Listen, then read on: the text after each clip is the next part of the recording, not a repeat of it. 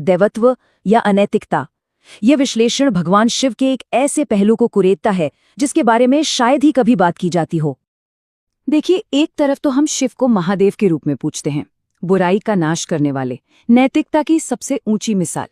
लेकिन ये स्रोत एक बिल्कुल अलग, बल्कि कह सकते हैं एक परेशान करने वाली तस्वीर सामने रखता है, जिसमें हिंसा है और नैतिक पतन की बातें हैं। तो सवाल ये है कि आखिर इस चौंकाने वाले दावे का आधार क्या है? चलिए इसी की पड़ताल करते हैं। तो ये पूरा का पूरा विश्लेषण टीका है मत्स्य पुराण की एक कहानी पर। कहानी है आदि नाम के एक असुर की। लेकिन ये कोई आम कहानी नहीं है। स्रोत के मुताबिक ये कथा कई ऐसे सवाल खड़े करती है जो बेचैन कर देते हैं। तो होता यूं है कि आदि नाम का एक असुर है और वो शिव पर हमला करने के लिए उन्हीं की पत्नी देवी पार्वती का भेष बना लेता है।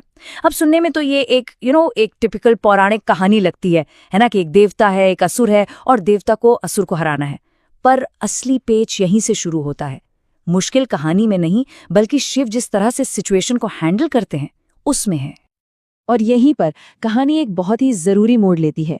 स्रोत ये साफ साफ कहता है कि शिव को कोई धोखा नहीं हुआ था।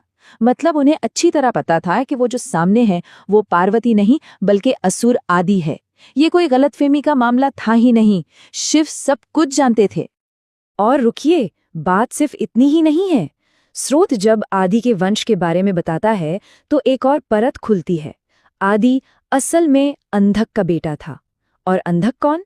अंधक का जन्म खुद शिव से हुआ था। तो इसका सीधा सा मतलब क्या हुआ? रिश्ते में आदि शिव का पोता लगता था। ये जो पारिवारिक रिश्ता है ना, ये इस पूरी कहानी को और भी ज्यादा कॉम्प्लिकेटेड बना देता है। तो फिर सवाल उठता है कि शिव ने आदि को मारा कैसे? और यहीं पर यह विश्लेषण सबसे चौंकाने वाली बात सामने रखता है। स्रोत के मुताबिक शिव ने अपने ही पोते के साथ यौन संबंध बनाने का रास्ता चुना।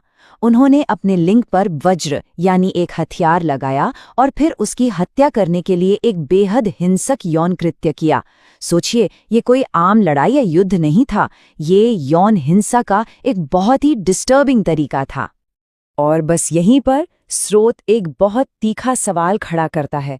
सोच कर देखिए, अगर ये सब किसी इंसान ने किया होता तो हम इसे क्या कहते? साफ तौर पर अनाचार कहते, यौन हिंसा कहते।